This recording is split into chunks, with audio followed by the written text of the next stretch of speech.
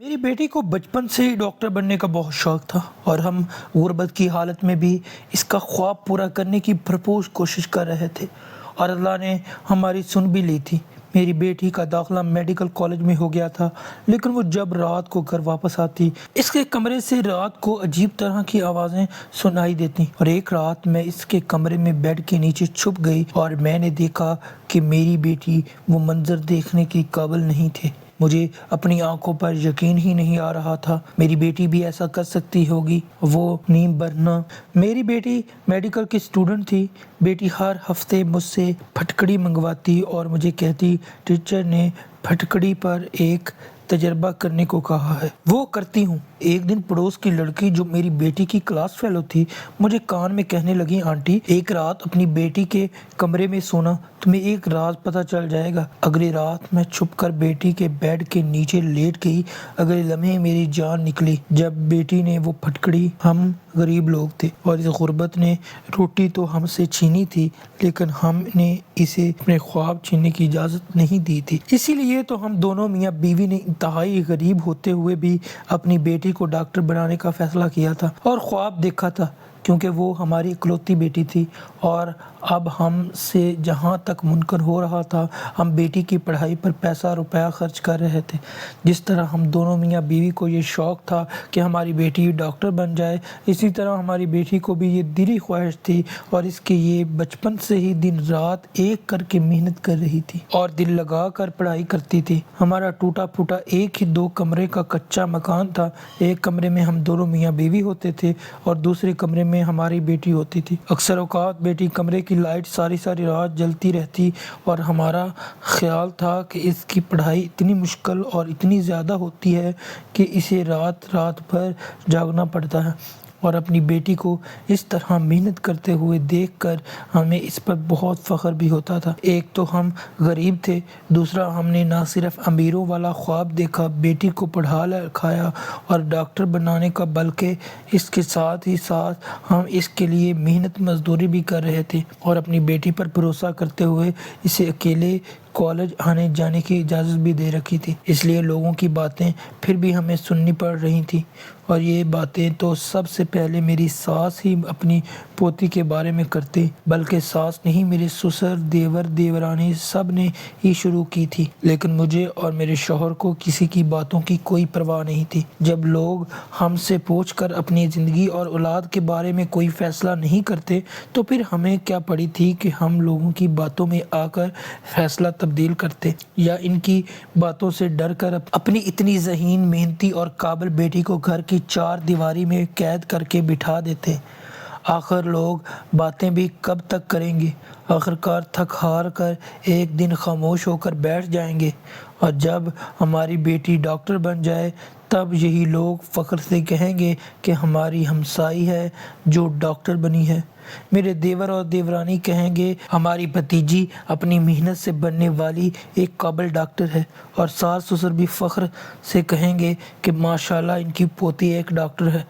जब भी हम बेटी के मेडिकल की तालीम का ख़र्चा और लोगों की बातें बर्दाश्त करते करते थक जाते थे, तो यही छोटी छोटी बातें एक दूसरे से करते और मासूम सी तसव्वुराती खुशियाँ हम दोनों मियाँ बीवी एक दूसरे से बांटते थे, एक दूसरे का हौसला बढ़ाते, दम तोड़ती हुई उम्मीद को फिर से सहारा देकर जवान करते। आखिरकार हमें दवाएं और हमारी बेटी की मेहनत रंग लाई और एफएससी के बाद मेरिट पर इसकी कॉलेज में सिलेक्शन होगी। इस रोज़ हमने पूरे मोहल्ले में जलेबी बांटी थी। अब 4 साल की मज़ीद मेहनत थी और इसके बाद हमारी बेटी ने एक काबिल डॉक्टर बन जाना था। लेकिन एक मसला था कि मेडिकल कॉलेज दूसरे शहर में था और हम रोज़ बसों और रिक्शों का इतना ज़्यादा किराया नहीं दे सकते थे। ये एक बहुत बड़ी परेशानी की बात थी।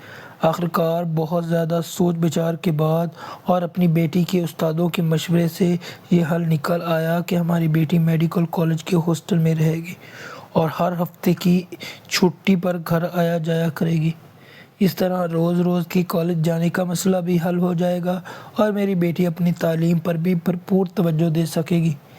आखिर को 4 साल की तो बात है, बस फैसला हो गया और मेरी बेटी हॉस्टल में रहकर पढ़ने लगी اور ہر ہفتے کی شام کو ہاسٹل سے گھر آ جاتی اور اتوار کا دن گھر پر ہمارے ساتھ گزارنے کے بعد پیر کی چھٹی لے کر پھر چلی جاتی۔ اس طرح سے میری بیٹی کا میڈیکل کا پہلا سال خیر و عافیت سے گزر گیا اور میری بیٹی کی محنت تھی کہ وہ پڑھ کر کامیابیاں سمیٹتی رہی۔ لیکن جیسے ہی چند چھٹیوں کے بعد اس کی تعلیم کا سلسلہ پھر سے شروع ہوا تو ہاسٹل سے واپس آنے کے بعد میری بیٹی نے ایک عجیب حرکت شروع کر دی۔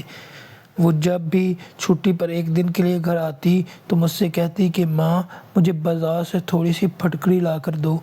اس سے پوچھتی ہے کہ اسے پھٹکڑی کا کیا کرنا ہے تو وہ ہر بار یہی کہتی کہ اس کے استاد نے پھٹکڑی پر ایک تجربہ کرنے کو کہا ہے، تو ہر بار وہ یہی کہتی تھی۔ مجھے وہی تجربہ کر کے کالج لے کر جانا ہے۔ میں بیٹی کی یہ بات مان لیتی اور اسے پھٹکڑی لا کر دیتی تھی۔ تقریباً 2 مہینے تک یہ سلسلہ جاری رہا اور جب تیسرے مہینے میں بھی میری بیٹی کی یہی روٹین دیکھی تو پریشان سی ہونے لگی۔ آخر ایسا کون سا تجربہ ہے جو پچھلے 2 مہینوں سے پورا ہی نہیں ہو رہا، اور وہ کون سا استاد تھا جو ہر ہفتے ایک ہی کام دیتا تھا، لیکن پھر یہ بھی سوچتی ہو سکتا ہے کہ کوئی کام ہوتا ہی ہو۔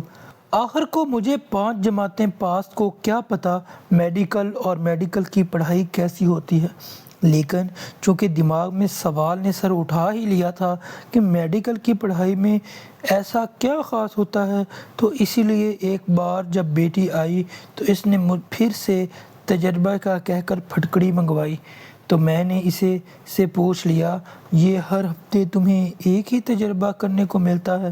میرا سوال سن کر پہلے تو میری بیٹی تھوڑا سا گھبرا گئی اور پھر خود کو سنبھالتے ہوئے بولی کہ اماں یہ کام ہمیں کلاس میں تب تک ملتا رہتا ہے جب تک وہ سارا ٹھیک نہ ہو جائے، اور پھٹکڑی پر کرنے والا تجربہ ہر بار کچھ غلط ہو جاتا ہے اور استاد کہتے ہیں کہ جب تک ٹھیک نہیں ہو جائے اور پھٹکڑی والا تجربہ کامیاب نہیں ہو جاتا تب تک یہ کام ملتا رہے گا۔ میری بیٹی کے اتنے لمبے سارے جواب نے مجھے تو تسلی کروا دی اور میرے دل سے سارے سوالات ختم ہو گئے۔ میں نے خوشی خوشی بیٹی کو پھٹکڑی لا کر دے دی۔ ایک رات ہمارے پاس اپنے گھر میں گزارنے کے بعد میری بیٹی واپس ہاسٹل چلی گئی۔ اس کے جانے کے بعد پیچھے سے میں اس کے کمرے کی جب صفائی کی تو وہاں ایک چیز دیکھ کر میرے ہوش اڑ گئے۔ مجھے اپنی بیٹی پر بہت زیادہ بھروسہ تھا، لیکن وہ چیز دیکھنے کے بعد میری اپنی بیٹی پر آنکھیں بند کر کے بھروسہ کرنے کو دل نہیں کر رہا تھا، کیونکہ اس نے میرے بھروسے کو ڈاواڈول کر دیا تھا۔ آخر تو کچھ تو ایسا تھا جو میری بیٹی مجھ سے چھپا رہی تھی، لیکن کیا چھپا رہی تھی یہ میری سمجھ میں بالکل نہیں آ رہا تھا۔ اور پھر یہ سوال بھی پیدا ہوتا تھا کہ آخر جو کچھ بھی تھا اس کو چھپانا کیوں پڑ رہا تھا۔ میری طرح طرح کی وہم اور اندیشوں کا شکار ہو رہی تھی اور مجھے بہت ہی برے وسوسے آ رہے تھے۔ میں نے اپنا کام وہی چھوڑ دیا اور بیٹی کے کمرے سے وہ چیز اٹھا کر باہر نکل آئی اور سوچنے لگی حقیقت کا کیسے پتہ لگاؤں۔ بیٹی سے تو پوچھ بھی نہیں سکتی تھی کیونکہ وہ کبھی بھی مجھے سچ نہیں بتاتی۔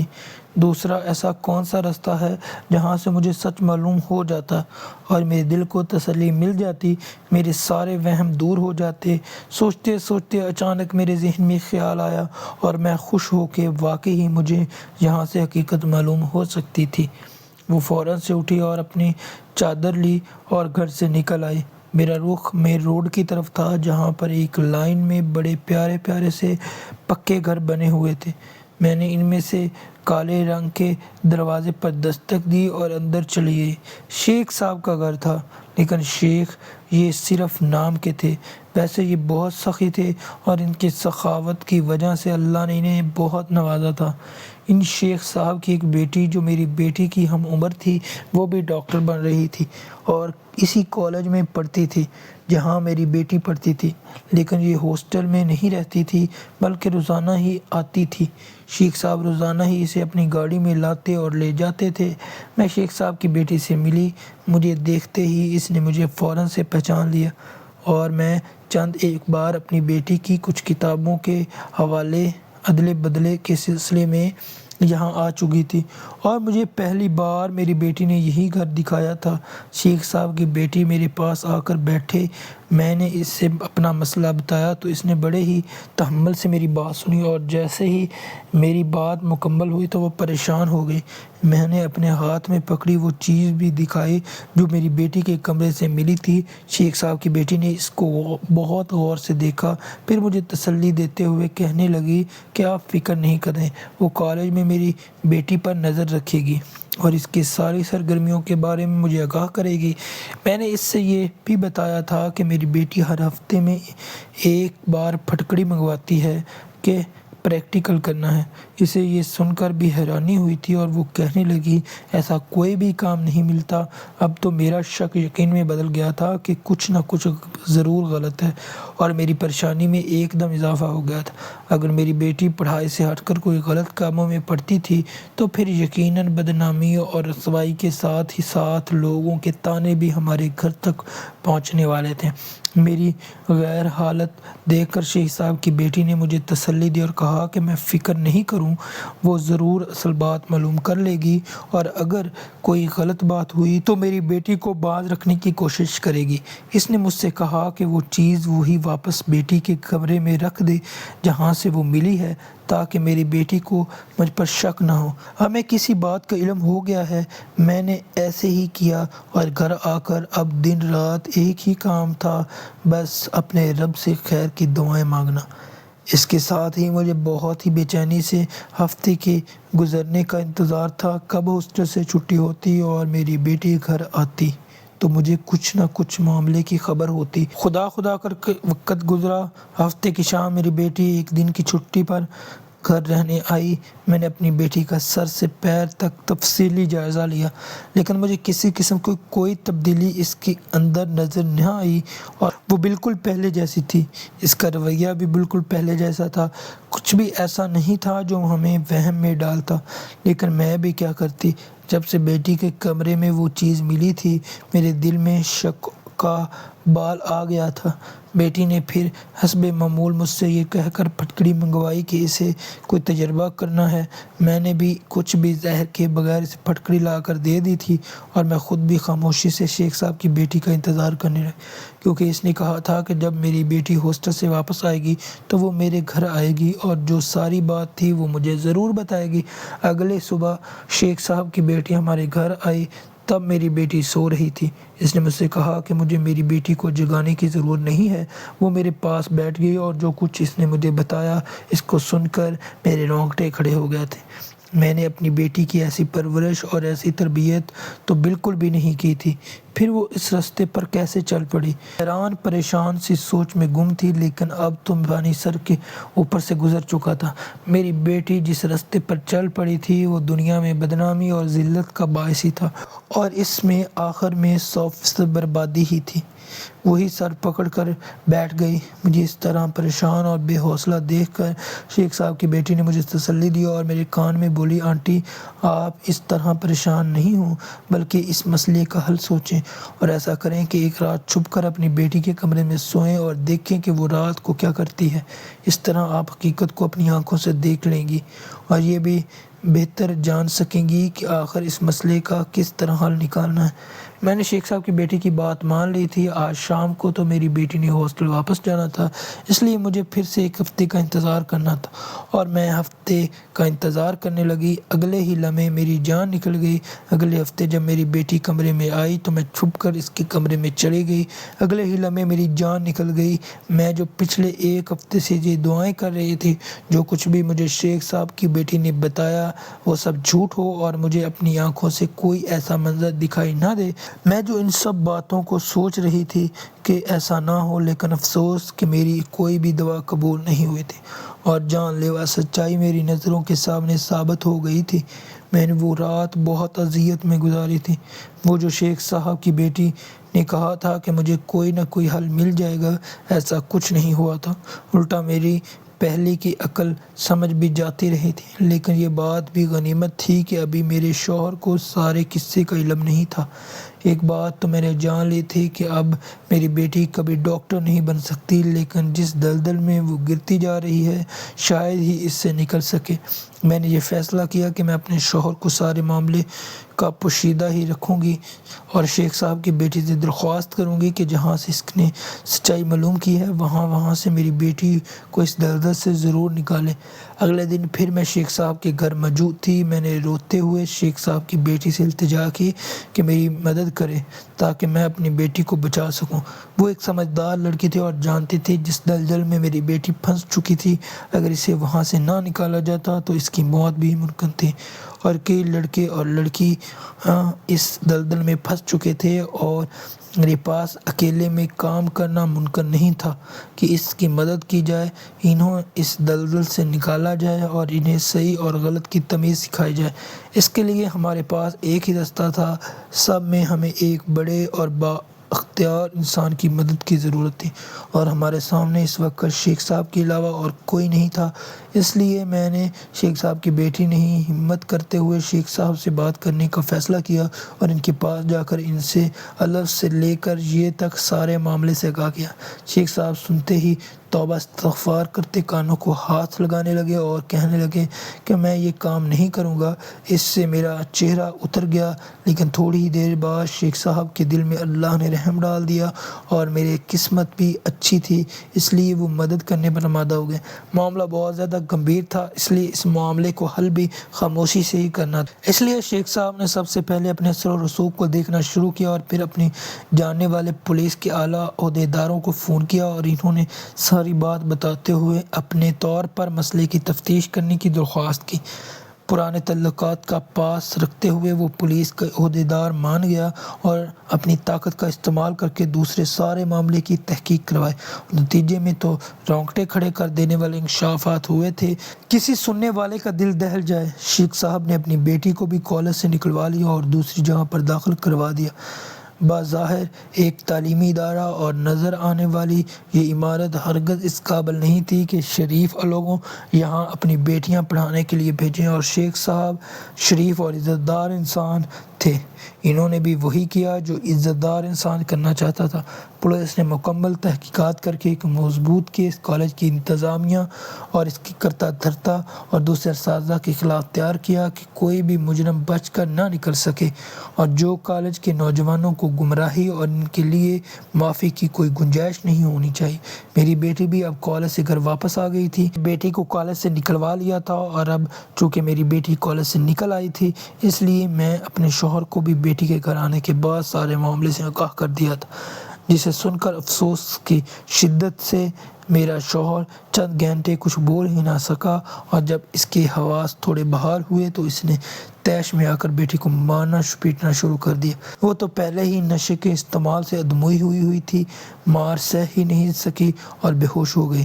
جب میں نے اسے کہا کہ بیٹی کی طبیعت ٹھیک نہیں ہے، اسے اسپتال لے کر چلتے ہیں، تو مجھ پر غصہ کرنے لگے۔ لیکن اولاد آخر اولاد ہی ہوتی ہے، ہماری تو اکلوتی تھی، اس لیے زیادہ دیر دل پتھر نہیں کر سکتا، اور ہم علاج کے لیے اپنی بیٹی کو شہر لے کر آئے تھے۔ یہاں پر پھر شیخ صاحب نے مدد کی، ساتھ ساتھ ہمارے مالی مدد بھی کی تھی۔ آہستہ آہستہ ہماری بیٹی صحت یاب ہونے لگی، وہ ہم دونوں سے شرمندہ تھی اور رو رو کر ہم سے معافی مانگتی تھی۔ ہم تو ماں باپ بھی، اس لیے ہم نے اس کو معاف کر دیا تھا، لیکن اس کا اب کیا فائدہ تھا؟ مستقبل تو تباہ ہو چکا تھا، ہمارا خواب چکنا چور ہو گیا تھا۔ ہماری بیٹی اب کبھی ڈاکٹر نہیں بن سکتی تھی، اس پر خرچ کرنے کے لیے ہمارے پاس مزید رقم نہیں تھی، اور نہ ہی اب ہمیں اس پر پہلے جیسا اعتبار تھا۔ دراصل جب میں نے اپنی بیٹی کے کمرے میں صفائی کی تو مجھے اس روز صفائی کرتے وقت کچھ پڑیاں نظر آئیں۔ آخر یہ سب کیا تھا اور کہاں سے آیا تھا، کیونکہ میں نے تو اپنی بیٹی کو کبھی بھی ایسی چیزیں استعمال کرتے نہیں دیکھا تھا۔ وہ ساری منشیات کی پڑیاں تھیں اور ان کے اوپر ہی اس طرح سے جکڑی ہوئی تھی کہ کھول کر دیکھنے پر وہ پھٹکڑی ہی لگتی تھی۔ منشیات کا میری بیٹی سے کیا کام تھا؟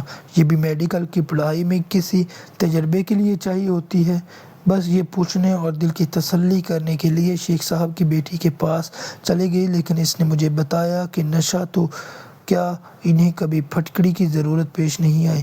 اس لیے میری پریشانی میں مزید اضافہ ہوا اور مجھے پریشان دیکھ کر شیخ صاحب کی بیٹی نے وعدہ کیا اور اصل بات پتہ کر کے دی، اور پھر جب کالج سے میری بیٹی کا پیچھا کیا گیا تو اس نے سراغ لگایا اور جو بات معلوم ہوئی اس نے مجھے بتا دیا، اور ساتھ ہی یہ بھی بتایا کہ مجھے چھپ کر دیکھنا چاہیے کہ آپ کی بیٹی پھٹکڑی کا کیا کرتی ہے۔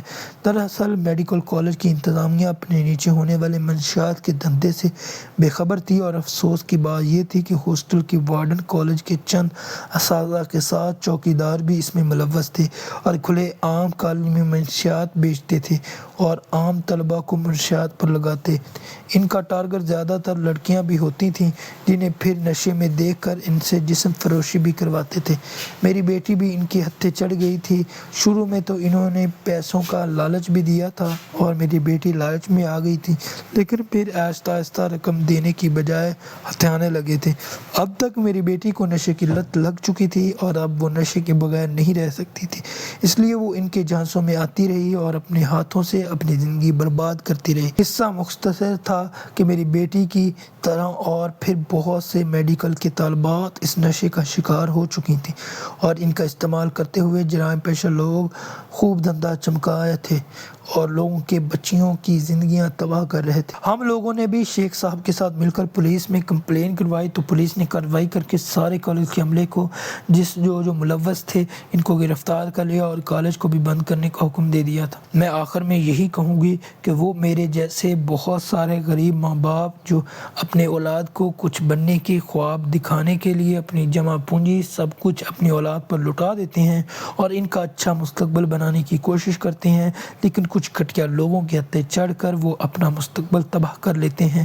میری گزارش ان بیٹیوں اور بیٹوں سے ہے کہ اپنی ماں باپ کا بھی خیال کریں، ان کے بھی کچھ خواب ہیں، ان کے خواب مت توڑیں اور اس نشے جیسی لت میں لگنے سے پہلے 10 دفعہ ضرور سوچ لیں کہ آپ لوگوں کی زندگی اور آپ لوگوں کا مستقبل آپ کے ماں باپ کے لیے بہت ہی ضروری ہے۔ کہانی اچھی لگی چینل کو سبسکرائب کرنا ہرگز مت بھولیے گا۔